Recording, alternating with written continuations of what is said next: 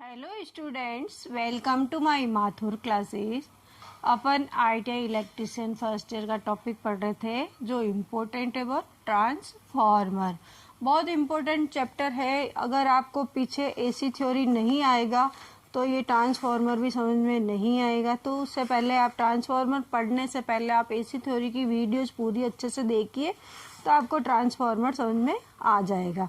पिछले वीडियो में अपन ने ट्रांसफॉर्मर स्टार्ट किया था, उसमें कि भाई ट्रांसफॉर्मर कौन से सिद्धांत पर कार्य करता है, ट्रांसफॉर्मर में क्या क्या लॉसेज होते हैं, वोल्टेज रेगुलेशन क्या होता है, ट्रांसफॉर्मर की एफिशिएंसी का फॉर्मूला क्या होता है।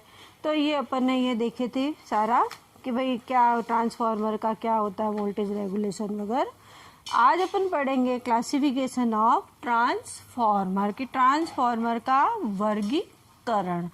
ट्रांसफॉर्मर कितने प्रकार के, अपन से कोई भी पूछता है क्वेश्चन कि भाई ट्रांसफॉर्मर कितने प्रकार के होते हैं, कौन कौन से होते हैं, तो सारे लड़के क्या जवाब देते हैं, 2 प्रकार के होते हैं, स्टेप अप और स्टेप डाउन।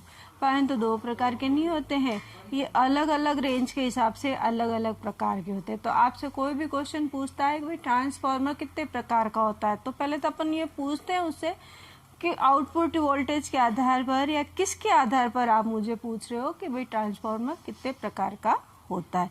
ज़्यादातर बच्चों को क्या ये ध्यान रहता है स्टेप अप और स्टेप डाउन ट्रांसफॉर्मर होते हैं, ये नहीं होते हैं। ट्रांसफॉर्मर बहुत सारे प्रकार के होते हैं। तो आज अपन ये देखते हैं कि भाई ट्रांसफॉर्मर कौन कौन से होते हैं और कौन कौन से क्या क्या प्रकार होते हैं। उससे पहले मैं आपको ये कहना चाहूँगी कि आपने अभी तक मेरे चैनल को सब्सक्राइब नहीं किया है तो प्लीज़ एक बार सब्सक्राइब कर दीजिए, पास में दिए हुए बेल आइकन को भी क्लिक कर दीजिए, ताकि क्या है कि वीडियो अपलोड होते ही सारी नोटिफिकेशन आप तक मिलती रहेगी। और वीडियो पूरी देखिए, आराम से लाइक कीजिए और कमेंट्स ज़रूर कीजिए। और अभी तो क्या है, लॉकडाउन की स्थिति है तो सभी अपने घर में बैठे हैं, तो अभी पढ़ाई का माहौल ही नहीं हो रहा है। तो आप एक दिन में एक वीडियो भी देखोगे तो अच्छे से आपको समझ में आएगी। तो अपने फ्रेंड्स को भी शेयर कीजिए, ज़्यादा से ज़्यादा इसका फ़ायदा उठाइए। तो आज अपन पढ़ रहे हैं ट्रांसफॉर्मर का वर्गीकरण। तो ट्रांसफॉर्मर कितने 7 प्रकार के होते हैं। कौन कौन से होते हैं? आउटपुट वोल्टेज के आधार पर, क्रोड की संरचना के आधार पर, फेज की संख्या के आधार पर, शीतलन यानी कूलिंग प्रणाली के आधार पर, आउटपुट कैपेसिटी के आधार पर, व्यापारिक आधार पर और स्थापना स्थल के आधार पर। तो 7 प्रकार के ट्रांसफॉर्मर होते। अब इनके अंदर भी अलग अलग प्रकार के होते हैं। तो सबसे पहला है आउटपुट वोल्टेज के आधार पर।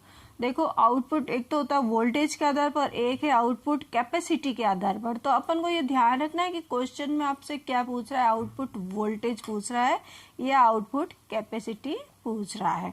ज्यादातर ये आपसे इंटरव्यू में पूछा जाता है या अपन प्रैक्टिकल एग्जाम देते हैं तो एक्सटर्नल साहब जो आते हैं सर, वो अपन से जरूर पूछते हैं कि बेटा ये बता ट्रांसफॉर्मर पढ़ा है कि हाँ पढ़ा है सर, तो बता बेटा कि ट्रांसफॉर्मर कितने प्रकार का होता है। तो बेटा भी क्या है, लड़का भी स्टूडेंट भी क्या है, बता देता फट ट्रांसफॉर्मर 2 प्रकार का होता है सर, स्टेप अप और स्टेप डाउन। नहीं, आप सर से ये पूछो कि सर कौन से आधार पर आपको बताऊं कि ट्रांसफॉर्मर कितने प्रकार का होता है। तो ये अपन जब पढ़ेंगे तभी अपन को नॉलेज होएगा। तो अपन टीचर को बहुत पूछ सकते हैं कि सर आप बताइए कि कौन से आधार पर बताना है कि ट्रांसफॉर्मर कितने प्रकार का होता है। तो सबसे पहला यह है आउटपुट वोल्टेज के आधार पर। आउटपुट वोल्टेज के आधार पर 2 प्रकार का ट्रांसफॉर्मर होता है, स्टेप अप ट्रांसफॉर्मर और स्टेप डाउन ट्रांसफॉर्मर। फिर आता है क्रोड की संरचना के आधार पर। इंग्लिश में तो है कोर, हिंदी में आता है इसको क्रोड कहते हैं। तो इसकी संरचना के आधार पर ये क्या है, 3 प्रकार का होता है। एक तो होता है क्रोड टाइप ट्रांसफॉर्मर, दूसरा होता है सेल टाइप ट्रांसफॉर्मर और तीसरा होता है बेरी टाइप ट्रांसफॉर्मर। ठीक है, तो ये 2 तो ये हो गए। तीसरा आता है फेज की संख्या के आधार। फेज अपने पता ही आप सभी को कितने फेज होते हैं, 2 फेज होते हैं, एक सिंगल फेज और एक 3 फेज। अब मैं आपको ये पूछती हूँ कि सिंगल फेज में कितना वोल्ट होता है और 3 फेज में कितना वोल्ट होता है। तो सिंगल फेज में 230 या 220 वोल्ट होता है वोल्टेज, और 3 फेज में 440 वोल्ट होता है। अब आपसे एक्सटर्नल सब ये पूछ ले कि बेटा सिंगल फेज में 230 होता है तो 3 फेज में 440 क्यों होता है। 3 फेज सिंगल फेज 220 भी कहते हो आप, तो 3 फेज में 460 होना चाहिए, 660 होना चाहिए। तो ये 3 फेज तो क्या है कि एक ही टाइम में 2 ही फेज काम करते हैं, तो 3 फेज में 440 वोल्ट आता है। ठीक है, तीसरा होता है फेज की संख्या के आधार पर। पहला है सिंगल फेज और दूसरा है 3 फेज। ठीक है ना, फेज की संख्या के आधार पर सिंगल फेज ट्रांसफार्मर और 3 फेज ट्रांसफार्मर।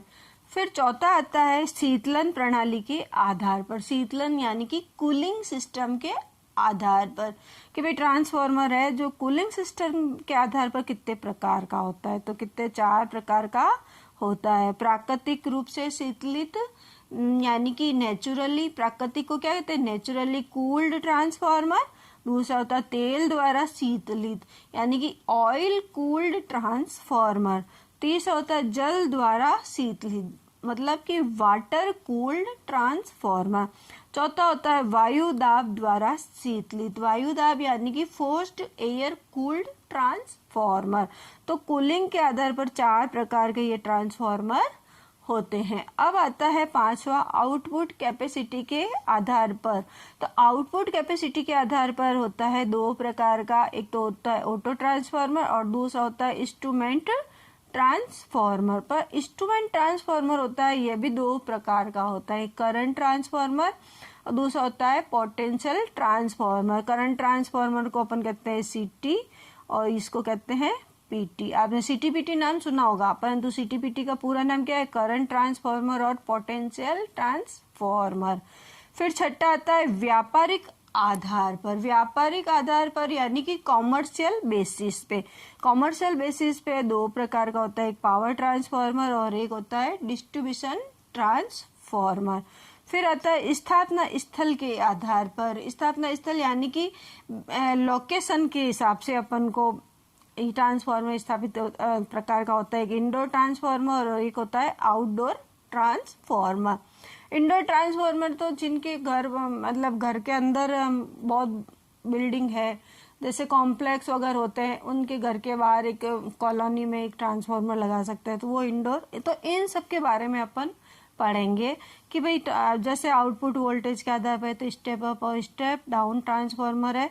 कोर की संरचना के आधार पर है तो core type, shell type, berry type है। फेज के आधार पर सिंगल फेज, 3 फेज है। कूलिंग के आधार पर प्राकृतिक, तेल द्वारा, जल द्वारा, वायु दाब द्वारा। आउटपुट कैपेसिटी के आधार पर auto transformer, instrument transformer. Instrument transformer में 2 प्रकार का होता है, करंट ट्रांसफार्मर और एक पोटेंशियल ट्रांसफार्मर। व्यापारिक आधार पर मतलब कॉमर्शियल के हिसाब से पावर ट्रांसफार्मर और डिस्ट्रीब्यूशन ट्रांसफार्मर। और सातवां आता है स्थापना स्थल के आधार पर इंडोर ट्रांसफार्मर और आउटडोर ट्रांसफार्मर। इसमें से ज्यादातर आपके यूज आता है स्टेप अप और step down, single phase, 3 phase, 3 phase और सीटीपीटी, ऑटो ट्रांसफार्मर और डिस्ट्रीब्यूशन ट्रांसफार्मर। ये बहुत ज्यादा अपने यूज में आते हैं, उन सब के बारे में अपन देखते हैं।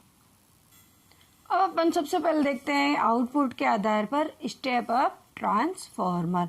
स्टेप अप नाम से भी पता चल रहा है, स्टेप अप यानी कि सीढ़ी है, जैसे सीढ़ी क्या है, स्टेयर है, तो स्टेयर अप मतलब एक सीढ़ी अपन ऊपर चढ़ते हैं, जैसे ही स्टेप अप है। स्टेप अप यानी कि थोड़ा सा ऊपर चढ़ना।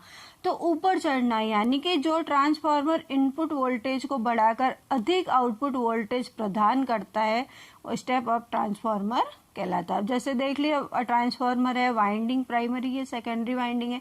अब देखो प्राइमरी वाइंडिंग में कम टर्न्स है, सेकेंडरी वाइंडिंग में टर्न्स ज्यादा है, तो ये क्या है, कम से ज्यादा की तरफ जा रहा है, तो यानी कि अप हो रहा है। आपको क्वेश्चन में डायग्राम दे देते हैं और पूछते हैं कि कौन सा ट्रांसफार्मर है, तो स्टेप अप ट्रांसफार्मर है। कम वाइंडिंग से ज्यादा वाइंडिंग, अप यानी कि ऊपर चढ़ना। ऊपर कब जाएंगे, जब वाइंडिंग ज्यादा होगी, तो इसमें टर्न्स की संख्या क्या होती है, ज्यादा होती है। ये आपके ड्राइंग में भी बनाना आ सकता है। तो जो ट्रांसफॉर्मर इनपुट वोल्टेज को बढ़ाकर अधिक आउटपुट वोल्टेज प्रदान करता है स्टेप अप ट्रांसफॉर्मर कहलाता है। इसका यूज जो स्टेबलाइजर में होता है, इन्वर्टर में होता है, विद्युत उत्पादन केंद्रों पर अल्टरनेटर द्वारा पैदा किए गए वोल्टेज को उच्च वोल्टेज पर ट्रांसमिशन के लिए इसका यूज किया जाता है। और इसमें क्या है कि यह ज़्यादातर क्या है कि 3 फेज डेल्टा डेल्टा प्रकार का होता है। सबसे बड़ी बात क्या है, जो स्टेप अप ट्रांसफॉर्मर होता है 3 फेज डेल्टा डेल्टा प्रकार का होता है। दूसरा आता है step down transformer. Step down, down यानी कि नीचे जा रहा है, डाउन यानी कि नीचे, तो प्राइमरी वाइंडिंग में टर्न्स की संख्या ज़्यादा होगी और सेकेंडरी में टर्न्स की कम संख्या होगी। डायग्राम से आप पहचान सकते हो स्टेप अप है या स्टेप डाउन है। तो स्टेप डाउन में क्या होगा, जो ट्रांसफॉर्मर इनपुट वोल्टेज को घटाकर निम्न आउटपुट वोल्टेज प्रदान करता है स्टेप डाउन ट्रांसफॉर्मर कहलाता है। ज़्यादातर क्या है कि शहरी क्षेत्र में क्या है, डिस्ट्रीब्यूशन जो वोल्टेज का मान होता है वो ज़्यादातर 1.1, 2.2, 3.3, 6.6 या 11 kV होता है। उससे 400 वोल्ट में परिवर्तित करने के लिए स्टेप डाउन ट्रांसफॉर्मर प्रयोग में लिया जाता है। इसी प्रकार क्या है 22, 33, 66, 110, 132, 220, 440 किलो वोल्ट विद्युत उपकेंद्रों पर आवश्यक निम्न वोल्टेज को आउटपुट तैयार करने के लिए स्टेप डाउन ट्रांसफॉर्मर का प्रयोग किया जाता है। ये प्राय 3 फेज डेल्टा स्टार प्रकार के कनेक्शन में होता है। ठीक है, डेल्टा और स्टार। तो ये स्टेप अप तो हो गया डेल्टा डेल्टा में, परंतु स्टेप डाउन क्या हो गया, डेल्टा स्टार कनेक्शन में प्रकार का होता है। तो ये तो हो गया स्टेप अप और स्टेप डाउन। अब आता है क्रोड की संरचना के आधार पर। अब जो क्रोड की संरचना के आधार पर है ये भी अलग अलग प्रकार के है। मैंने बताया था क्रोड टाइप, सेल टाइप और बेरी टाइप। ये आप डायग्राम देख रहे हैं, क्रोड टाइप का है, सेल टाइप का और बेरी टाइप का है।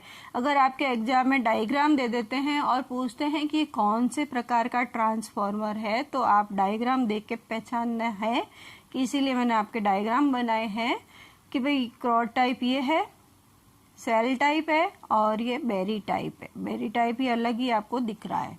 तो क्या है, सबसे पहले तो ये जो क्रोड टाइप ट्रांसफॉर्मर है ये भी क्या है कि अलग अलग आकृति में होता है। जैसे ई है, आई है, यू है, एल है, जे है और सी है, इनकी ये आकृति होती है। इसमें क्या है, लो क्रोड ठोस होता है तो उसमें क्या है, एडी करंट शक्ति और हिस्टेरेसिस शक्ति का मान अधिक हो जाता है, इसलिए इसको क्या लेमिनेटेड सिलिकॉन स्टील क्रोड प्रयोग में ली जाती है। अब सबसे पहले ये आता है आपके कि इसमें कौन सी लेमिनेटेड क्रोड इस्तेमाल की जाती है, तो लेमिनेटेड सिलिकॉन स्टील की क्रोड जो यूज में लेते हैं सबसे पहली बात तो। ठीक है, इसमें क्या है कि लो तो होता है 3.8% से 4.5% तक सिलिकॉन धातु मिक्स होता है और ये अलग, इसमें इसकी जो मोटाई होती है वो 0.35 mm से 0.5 mm तक रखी जाती है। ये आप नोट कर सकते हो। ठीक है, अब अपन सबसे पहले देखते हैं क्रोड टाइप का ट्रांसफॉर्मर। अब ये क्रोड टाइप का ट्रांसफॉर्मर अपन को डायग्राम में दिख रहा है। इसमें जो आकृति है एल आकृति की स्टैंपिंग को 2 सेट प्रयोग करके बनाई जाती है। इसमें आयताकार क्रोड तैयार कर लेते हैं। ठीक है, इसमें आयताकार, इस क्रोड में क्या दोनों भुजाओं में प्राइमरी वाइंडिंग तथा ऊपर सेकेंडरी वाइंडिंग स्थापित होती है। और ये क्या है कि इस प्रकार का जो ट्रांसफॉर्मर है उच्च वोल्टेज पर निम्न आउटपुट शक्ति प्रदान करने के लिए किया जाता है। इस ट्रांसफॉर्मर का यूज कहाँ है, उच्च वोल्टेज पर निम्न आउटपुट शक्ति प्रदान करने के लिए इसका प्रयोग किया जाता है। इनकी बनावट से कोई मतलब नहीं है, डायग्राम में सिर्फ एग्जाम में अपन को या तो डायग्राम दे देते हैं, पूछते हैं कि ये किसका डायग्राम है। देखिए आप ध्यान से पढ़ना, अब ये मत सोचना मैं ऐसे ही पढ़ा रही मैडम, आप ढंग से पढ़ो कि डायग्राम जो दिया है ये किसका डायग्राम है और इसका यूज क्या आता है। एग्जाम में जो आ रहा है मोस्ट इम्पोर्टेंट मैं वो ही बता रही हूँ, फालतू की चीजें मैं आपको नहीं बताती हूँ। दूसरा आता है shell type transformer. Shell type में भी आप देख लो, ये डायग्राम है। इस प्रकार के जो ट्रांसफॉर्मर होते हैं ई तथा आई आकृति में होते हैं। क्या होते हैं, ई तथा आई आकृति में ये ट्रांसफॉर्मर होते हैं। और इसमें क्या है कि स्टैंपिंग प्रयोग करके दोहरी आयताकार क्रोड तैयार कर देते हैं। इसमें क्रोड की मध्य भुजा में प्राइमरी वाइंडिंग तथा ऊपर की भुजा में सेकेंडरी वाइंडिंग का यूज में करते हैं। इसका जो यूज है वो सिंगल फेज सप्लाई में वोल्टेज स्टेप अप तथा स्टेप डाउन करने के लिए इसका यूज किया जाता है। फिर आता है तीसरा बेरी टाइप का ट्रांसफॉर्मर। बेरी टाइप का ये डायग्राम आप देख ही रहे हो, बेरी टाइप का। इसमें क्या है, एक विशेष प्रकार की क्रोड प्रयोग की जाती है जिसको अपन बेरी आकार की क्रोड कहते हैं। इसमें क्या है कि इसका जो आयताकार फ्रेम होता है, इस फ्रेम में क्या एक भुजा मुख्य क्रोड के मध्य भाग से गुजरती है, ठीक है, ये बीच में से ये निकल रही है। सिलेंड्रिकल वाइंडिंग होती है इसमें, और इसका यूज भी बहुत कम विशेष प्रकार के कार्यों में ही इसका यूज आता है, ठीक है। तो ये था ये क्रोड टाइप का ट्रांसफॉर्मर। फिर आता है फेज की संख्या के आधार पर। भाई फेज की संख्या के आधार पर ट्रांसफॉर्मर कितने प्रकार का होता है? 2 प्रकार का होता है, एक सिंगल फेज ट्रांसफॉर्मर और दूसरा होता है 3 phase transformer. Single phase transformer होता है वो क्या है कि सिंगल फेज वाली एसी सप्लाई पर कार्य करने वाले ट्रांसफॉर्मर सिंगल फेज ट्रांसफॉर्मर कहलाते हैं, ठीक है। अब ये 250 वोल्ट तक कार्य करने के लिए ही प्रयोग में लिए जाते हैं। और इसका जो यूज है voltage stabiliser, radio receiver, TV receiver, inverter आदि में जो सिंगल फेज ट्रांसफॉर्मर है वो ये काम में लिए जाते हैं। सिंगल फेज ट्रांसफॉर्मर आपने देखे हैं कि भाई अपन इलेक्ट्रॉनिक्स का प्रैक्टिकल करते हैं, छोटे छोटे ट्रांसफॉर्मर होते हैं, वो क्या होते हैं? सिंगल फेज ट्रांसफॉर्मर होते हैं, जो घरेलू सामान में या ज़्यादातर इनका यूज में आता है। घरेलू जो लाइट के उपकरण होते हैं उनमें इनका ट्रांसफॉर्मर का यूज में आता है। अब आता है 3 फेज ट्रांसफॉर्मर। 3 फेज ट्रांसफॉर्मर भी क्या है कि 3 फेज एसी सप्लाई पर कार्य करते हैं, 3 फेज ट्रांसफॉर्मर कहलाते हैं। इनमें 3 प्राइमरी और 3 सेकेंडरी वाइंडिंग होती है, ठीक है, 3 प्राइमरी और 3 सेकेंडरी, ठीक है। इनमें 3 प्राइमरी और 3 सेकेंडरी वाइंडिंग होती है तथा ये प्राय सेल टाइप की क्रोड में बनाए जाते हैं। इनका यूज जो होता है विद्युत उत्पादन केंद्रों पर उत्पन्न की गई 11 kV तक एसी को 66, 110, 132, 220, 440 किलो वोल्ट तक स्टेप अप करके ट्रांसमिशन किया जाता है, ठीक है। और इसके लिए इसका यूज इसमें किया जाता है। इसके अलावा इसका विद्युत डिस्ट्रीब्यूशन प्रणाली में भी 11 kV से 400 वोल्ट तक के स्टेप डाउन ट्रांसफॉर्मर में भी 3 फेज टाइप का यूज किया जाता है। तो ये हो गए फेज की संख्या के आधार पर। अब चौथा आता है शीतलन प्रणाली के आधार पर, यानी कि कूलिंग सिस्टम के आधार पर। इसमें भी 4 प्रकार का होता है, प्राकृतिक रूप से शीतली ट्रांसफॉर्मर, तेल द्वारा शीतली ट्रांसफॉर्मर, जल द्वारा शीतली ट्रांसफॉर्मर, और चौथा है वायु दाब द्वारा शीतली ट्रांसफॉर्मर। अब जो शीतलन सिस्टम है, कूलिंग सिस्टम है, इसके अंदर क्या होता है कि ट्रांसफॉर्मर क्या होता है, एक स्थितिक भाग होता है, स्थिर भाग होता है, इसको अपन कहीं मूवेबल नहीं कर सकते। तो ट्रांसफॉर्मर में क्या है, लॉसेज बहुत होते हैं। लॉसेज के कारण क्या होगी कि इसमें ऊष्मा पैदा होगी, ऊष्मा पैदा होगी तो क्या होगा, वाइंडिंग है जो जलकर शॉर्ट सर्किट हो सकती है या जल सकती है। तो इस स्थिति में क्या है कि कोई लॉसेज नहीं हो, वाइंडिंग नहीं जले, तो अपन को ट्रांसफॉर्मर में शीतलन प्रणाली की व्यवस्था करनी पड़ती है। तो वो शीतलन प्रणाली की व्यवस्था करने के लिए अलग अलग प्रकार की कूलिंग सिस्टम होते हैं। तो पहला है प्राकृतिक रूप से शीतलित ट्रांसफॉर्मर, नेचुरली कूल्ड। तो ये क्या है, 15 kVA क्षमता तक के ट्रांसफॉर्मर में क्रोड का क्षेत्रफल अधिक रखा जाता है, जिससे कि उत्पन्न ऊष्मा को अवशोषित कर ले और वायु में प्राकृतिक प्रवाह से ऊष्मा को वायु में विस्तृत कर दे।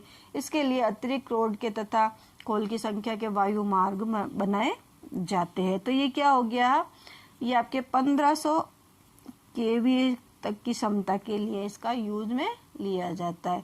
अब दूसरा आता है तेल द्वारा शीतलित ट्रांसफॉर्मर। इसके तेल के द्वारा क्या होता है कि जो ट्रांसफॉर्मर होता है उसके दोनों साइड में क्या होते हैं, पाइप्स लगे हुए होते हैं।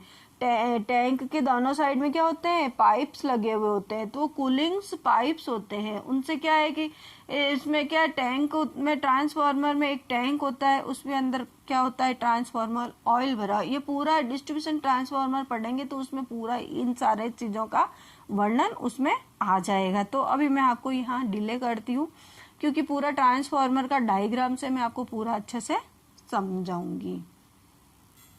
अब जो पांचवा टाइप का होता है वो होता है आउटपुट कैपेसिटी के आधार पर ट्रांसफार्मर। तो पहला होता है ऑटो ट्रांसफार्मर और दूसरा होता है इंस्ट्रूमेंट ट्रांसफार्मर। तो पहले इंस्ट्रूमेंट ट्रांसफार्मर का देख लेते हैं। इंस्ट्रूमेंट ट्रांसफार्मर दो प्रकार का होता है, करंट ट्रांसफार्मर और पोटेंशियल ट्रांसफार्मर। देखो डायग्राम देखो, करंट ट्रांसफार्मर का और ये पीटी का डायग्राम है। पीटी और सिटी और पीटी आपने नाम सुना होगा। देखो आप सिटी में क्या है, ये प्राइमरी वाइंडिंग और ये सेकेंडरी वाइंडिंग है। तो प्राइमरी में टर्न्स कम है, सेकेंडरी में टर्न्स ज्यादा है। परंतु पीटी में क्या है, प्राइमरी में टर्न्स ज्यादा है और सेकेंडरी में टर्न्स कम है। तो पहले सिटी का देख लेते हैं कि सिटी के अंदर क्या है कि स्टेप अप ट्रांसफार्मर है, या इसको अपन करंट स्टेप डाउन प्रकार का छोटा ट्रांसफार्मर भी कहते हैं। क्योंकि करंट क्या है, करंट यहाँ पे तो है 100 से 200 एम्पियर, परंतु यहाँ सेकेंडरी में जाके 1 से 2 एम्पियर हो जाती है। तो क्या हो गया कि वोल्टेज में तो स्टेप अप, देखो करंट इसमें वोल्टेज में तो होगी स्टेप अप, परंतु करंट में होगी, करंट में क्या होगी, करंट स्टेप डाउन। ठीक है, ठीक है। इस प्रकार का छोटा ट्रांसफार्मर है। प्राइमरी वाइंडिंग में 1-2 टर्न्स ही है और सेकेंडरी वाइंडिंग में इसमें टर्न्स ज्यादा है। जो 1-2 टर्न्स है वो भी क्या है, सीधा मोटा तार है। ये क्या है, मोटा तार है। ठीक है, और अन्य सेकेंडरी में क्या है, ज्यादा टर्न्स है। इसमें प्राइमरी में जो करंट है 100 से 200 एम्पियर आ रही है, परंतु ये सेकेंडरी में जाती है तो 1 से 2 एम्पियर के बीच में इसकी करंट में चेंज हो जाता है। तो सेकेंडरी में संयोजित है जो 0 से 5 एम्पियर का अमीटर लगा होता है। ये जो एमीटर है ये क्या है, 0 से 5 एम्पियर का होता है, जिससे क्या है 1 से 2 एम्पियर इसमें अपन नाप सकते हैं। और इसमें जो सेकेंडरी में है, प्राइमरी में 100 से 200 एम्पियर होती है, परंतु ये चेंज होकर 1 से 2 एम्पियर में कन्वर्ट हो जाती है। ये क्या है, ए यानी कि अमीटर। फिर आता है पीटी यानी कि पोटेंशियल ट्रांसफार्मर। पीटी में आप देखो, पी में प्राइमरी में टर्न्स ज्यादा है परंतु सेकेंडरी में टर्न्स क्या है, कम है। तो ये क्या हो गया है, वोल्टेज में स्टेप डाउन प्रकार का छोटा ट्रांसफार्मर। अब पीटी है, पोटेंशियल है, तो वोल्टेज होगा, इसके अंदर करंट नहीं आएगा। सीटी था, करंट था, इसलिए इसमें अमीटर लगाया। अब ये पोटेंशियल है, वोल्टेज का चक्कर है, तो इसलिए यहाँ पे वोल्ट मीटर लगाया है। तो ये क्या, स्टेप डाउन का छोटा ट्रांसफार्मर है। इसकी प्राइमरी में तार की लपेट की संख्या ज्यादा है, परंतु सेकेंडरी में 1-2 टर्न से ये भी क्या है, मोटे तार के टर्न्स है। प्राइमरी में 11,000 से 22,000 तक की वोल्टेज को केवल 50 से 100 वोल्ट में ट्रांसफर की जाती है। क्या है, यहाँ लिख लेते हैं। प्राइमरी में अपन क्या है, प्राइमरी में तो कितनी वोल्ट है, 11,000 से 22,000 वोल्ट। और सेकेंडरी में जाके कितनी हो गई, 50 से 100 वोल्ट। ठीक है, और जो अमीटर लगाया है ये 0 से 100 वोल्ट का अमीटर लगाया है। तो ये आपके सीटी और ये पीटी हो गया है। अब ये अपन देखते हैं ऑटो ट्रांसफार्मर। ये है ऑटो ट्रांसफार्मर। ऑटो ट्रांसफार्मर में क्या होता है, सबसे पहले कि जो ऑटो ट्रांसफार्मर होता है ये सेल्फ इंडक्टेंस के सिद्धांत पर कार्य करता है। सेल्फ इंडक्टेंस के सिद्धांत पर कार्य करता है। सबसे बड़ी बात ये ध्यान रखना है कि ट्रांसफार्मर कौन से सिद्धांत पर कार्य करता है और ऑटो ट्रांसफार्मर, देखो ट्रांसफार्मर और ऑटो ट्रांसफार्मर में थोड़ा सा चेंज है, क्या बिल्कुल ही चेंज है। ऑटो ट्रांसफार्मर सेल्फ इंडक्टेंस के सिद्धांत पर कार्य करता है, परंतु ट्रांसफार्मर क्या है, म्यूचुअल इंडक्टेंस के सिद्धांत पर कार्य करता है। अब ट्रांसफार्मर में तो क्या था, 2 वाइंडिंग थे, एक प्राइमरी और एक सेकेंडरी, ठीक है। परंतु इस ऑटो ट्रांसफार्मर में क्या है कि एक ही वाइंडिंग होती है, इसके अंदर क्या होती है, एक ही वाइंडिंग होती है। वो वाला जो ट्रांसफार्मर होता है ऑटो ट्रांसफार्मर कहलाता है। ये आप ध्यान रखना, अगर डायग्राम में ये आ जाता है ये कौन सा ट्रांसफार्मर है, तो एक ही वाइंडिंग है जिसमें PW प्राइमरी वाइंडिंग, SW यानी कि सेकेंडरी वाइंडिंग लिखा और पीछे लोड लगा हुआ है, तो ये ट्रांसफार्मर ऑटो ट्रांसफार्मर होता है। देखो सिंपल ट्रांसफार्मर होता है वो क्या है, 2 वाइंडिंग होती है, एक प्राइमरी अलग होती है, सेकेंडरी अलग होती है, बीच में लैमिनेटेड किया हुआ होता है। परंतु जो ऑटो ट्रांसफार्मर होता है उसकी खासियत यह है कि इसमें सिर्फ एक ही वाइंडिंग वाला ट्रांसफार्मर होता है जो ऑटो ट्रांसफार्मर कहलाता है। इसमें एक ही वाइंडिंग है जिसमें प्राइमरी तथा सेकेंडरी दोनों का ही काम होता है। यदि पूरी वाइंडिंग को प्राइमरी की भांति और उसके कुछ अंश को सेकेंडरी की भांति प्रयोग में लिया जाए तो वह स्टेप डाउन ट्रांसफार्मर काम में होता है, ठीक है। नहीं, स्टेप अप होता है। पूरी वाइंडिंग को प्राइमरी की भांति और कुछ को सेकेंडरी की भांति काम करते हैं तो वह step down transformer, step up transformer होता है। वापस से बता रही हूँ, थोड़ा कंफ्यूज हो गई थी कि पूरी वाइंडिंग को प्राइमरी की तरह तथा कुछ अंश को सेकेंडरी की तरह प्रयोग में लेते हैं तो स्टेप अप ट्रांसफार्मर होता है। और इसी प्रकार यदि वाइंडिंग के कुछ अंश को प्राइमरी की तरह और पूरी वाइंडिंग को सेकेंडरी की तरह यूज में लेते हैं वह स्टेप डाउन ट्रांसफार्मर होता है। अब इसमें जो स्टेप सेल्फ इंडक्शन के सिद्धांत पर कार्य करता है, इसमें भी टर्न्स की संख्या का फॉर्मूला वही होता है, ES/EP बराबर NS/NP, यही फॉर्मूला होता है। परंतु इसका जो यूज होता है वो होता है ऑटो ट्रांसफार्मर का उपयोग वोल्टेज स्टेबलाइजर में, इंडक्शन मोटर की गति नियंत्रण में, बूस्टर में आदि में इनका यूज में लिया जाता है।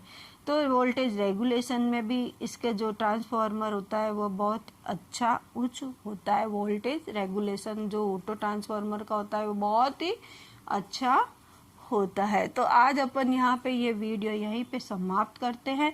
नेक्स्ट मिलेंगे नेक्स्ट वीडियो में, जिसके अंदर अपन ये देखेंगे कि भाई कौन पावर ट्रांसफार्मर, डिस्ट्रीब्यूशन ट्रांसफार्मर के बारे में, और अपन ये देखेंगे कि आउटपुट ये स्थापना के स्थल पर इंडोर ट्रांसफार्मर, आउटडोर ट्रांसफार्मर के बारे में नेक्स्ट वीडियो में मिलेंगे, और ट्रांसफार्मर वाइंडिंग के बारे में अपन देखेंगे नेक्स्ट वीडियो में। तो अभी तक आपने मेरे चैनल को सब्सक्राइब नहीं किया है तो ज़रूर एक बार सब्सक्राइब कर दो, पास में दिए हुए बेल आइकन को भी क्लिक करो ताकि सारी नोटिफिकेशन आप तक मिलती रहेगी। नेक्स्ट मिलेंगे, सबसे इम्पोर्टेंट टॉपिक है डिस्ट्रीब्यूशन ट्रांसफार्मर, जो क्या डायग्राम आ गया, ड्राइंग में भी आ जाता है। उसमें ये पूछता है कि भाई इस रिले का क्या काम है, बुकोल्च रिले क्या होती है, ब्रीदर क्या होता है, एक्सप्लोजन बेल्ट क्या होता है। तो इन सब भागों के बारे में अपन नेक्स्ट वीडियो में पढ़ेंगे, क्योंकि अभी ये अगर ये पढ़ेंगे तो इसमें बहुत लंबी वीडियो हो जाएगी, क्योंकि डिस्ट्रीब्यूशन ट्रांसफार्मर है उसकी जो वर्किंग है, उसके जो पार्ट्स है बहुत सारे हैं। तो नेक्स्ट वीडियो में अपन मिलते हैं पार्ट 3 के साथ में।